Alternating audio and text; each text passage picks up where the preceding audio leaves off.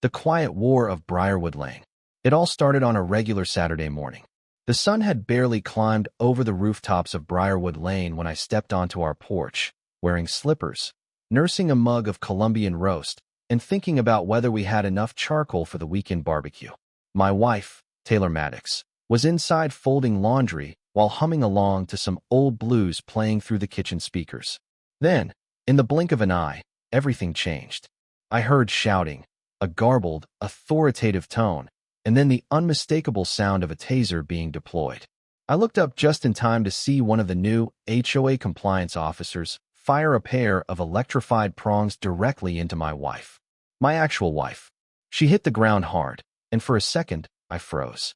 It felt like time stopped. My brain couldn't quite process what was happening. All I could see was her body lying still on the driveway, and a guy in a knockoff sheriff's vest barking into a walkie-talkie, like he was coordinating a hostage rescue. It was surreal, something out of a dystopian suburban fever dream. What the officer didn't know, what none of them knew, was that Taylor used to be Special Forces. And her old team? Already positioned. Watching. Waiting. With red laser dots now lighting up his chest like he'd wandered into a sniper training simulation. That morning marked the end of the illusion. The peaceful image of Briarwood Lane, with its uniform houses and neatly trimmed lawns, was just that, an illusion. We had moved into Greenbrier Estates 6 months prior after seeing a glossy flyer that promised safety, family values, and serenity. It was supposed to be the place where we could slow down, breathe, maybe even raise a kid. Instead, we found ourselves living under a pastel dictatorship run by the most power-drunk HOA in the Tri-County area. A place where your trash bins had to be precisely aligned to curb orientation, and your lawn's height was monitored more closely than national interest rates. The HOA president, Clorinda Voss, yes, that was her real name, ran the place like a suburban generalissimo. Always in a color-coordinated sweater set, clipboard glued to her palm, walking the neighborhood like a judge, jury, and enforcer of every inane regulation she and her cronies could concoct. Taylor, for her part, tried to laugh it off in the beginning. The HOA handbook alone was thicker than her military field manual, and she'd been through worse: deserts, jungles, war zones. But she tolerated it. She was looking for peace, for quiet, for space to breathe. Our first violation came within 48 hours of move-in. Taylor's matte black Jeep, military issue, modified but entirely street legal, was parked just barely over the driveway line. The front left tire might have kissed the edge of the lawn. Maybe. The next morning, we received a citation that looked more like a military intelligence briefing. I laughed. She didn't. She scanned the document, raised an eyebrow, and then filed it in a folder she labeled Briarwood Absurdities. The violations kept coming. Improper vehicle aesthetic. Hostile bumper sticker placement. Unlicensed outdoor light hue. We knew what it really was. Taylor gave off a presence. Strong, disciplined, unapologetic. She didn't hide her past, and she didn't flinch when others flexed. Clorinda labeled her intimidating and aggressively masculine. Taylor just smiled, nodded politely, and returned to adjusting her Jeep's suspension with a torque wrench in full view of the HOA patrol routes. And then came the next escalation. The formation of the Greenbrier Civil Enforcement Division. They sounded official. They looked ridiculous. 5 guys, each one dressed in mismatched camouflage pants, tactical boots, and black polos with shiny plastic badges reading Code Enforcer or Community Safety Unit. They carried oversized flashlights, pepper spray, walkie-talkies, and clipboards like they were prepping for a high-stakes mission in an active combat zone. I once saw one of them practicing baton twirls in the cul-de-sac like he was auditioning for an off-Broadway production of Cops, the musical. Taylor didn't say much. She watched, asked questions, took longer walks. She installed cables in the attic. When I asked what she was doing, she simply said, "I'm listening." I knew better than to pry when Taylor was listening. Meanwhile, the Civil Enforcement Division began pushing their authority beyond absurdity. Cameras were installed on stop signs. Children were cited for drawing chalk rainbows on the sidewalk. An elderly widow named Mrs. Delaney was fined for having a gnome in her garden flipping the bird. They said it undermined community morale. Things turned when I caught one of them peeking through our kitchen window. Taylor didn't scream. She stepped outside, stared him down, and asked in the calmest voice I'd ever heard, Do you want to find out if that pepper spray works on someone who's been tear-gassed before breakfast? He left so fast he dropped his clipboard. By July 4th, we decided to host a neighborhood cookout. Burgers, beers, kids laughing, people starting to come together again. Taylor parked the Jeep directly in front of the HOA's wooden sign, an unsubtle statement. The civil enforcement guys showed up in formation.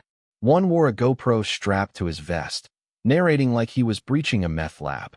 Another carried a megaphone. They approached with printed citations in hand. Taylor stood beside her Jeep.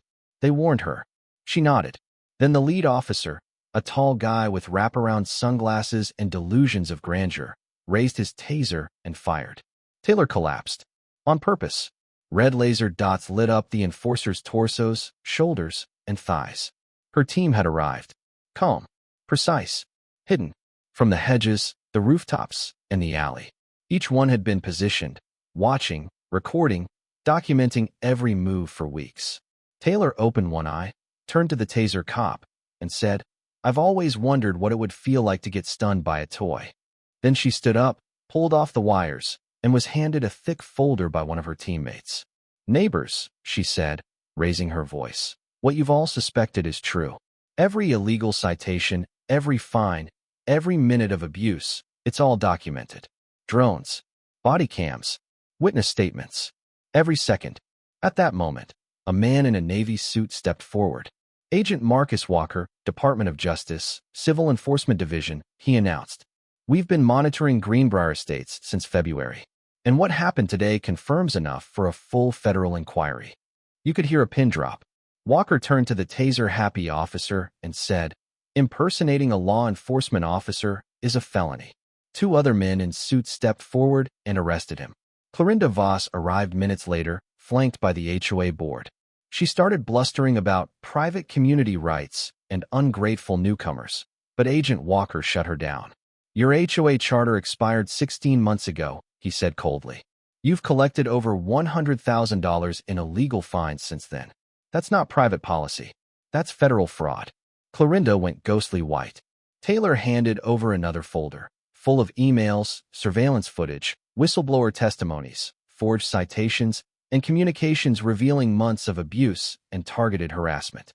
"You'll be investigated for fraud, harassment, and RICO violations," Agent Walker finished. "You ran this community like a criminal enterprise." Clorinda Voss was taken away in handcuffs. Her clipboard didn't save her. By nightfall, the HOA had collapsed. Neighbors gathered in hushed circles, finally able to breathe. Jim, the man across the street, cried. He'd nearly sold his Mustang to pay off fabricated fines. A week later, the HOA was dissolved. All citations were nullified. The Civil Enforcement Division was disbanded, their uniforms collected and burned in a ceremonial fire pit. Neighbors toasted marshmallows over it. Taylor deleted all her surveillance files. She resumed jogging like nothing had happened. At the emergency neighborhood meeting, someone nominated her for HOA president. She accepted with a casual shrug. Her first act? Shred the rulebook. Her second? Ban fines, patrols, and anything resembling a vest or clipboard. "This community," she said to a crowd of stunned but smiling residents, "will run on mutual respect, transparency, and trust, not fear, surveillance, or absurdity. And if anyone sees a clipboard labeled Civil Enforcement Division, throw it in the nearest fire pit." The laughter was real that time. Taylor wasn't just my wife. She was the quiet storm, the kind of force that didn't yell, didn't posture, but dismantled tyranny one document, one violation, one red laser dot at a time. The moral? Power built on fear eventually collapses under its own weight. True strength watches patiently, moves deliberately, and strikes with precision. Leadership isn't about control. It's about trust.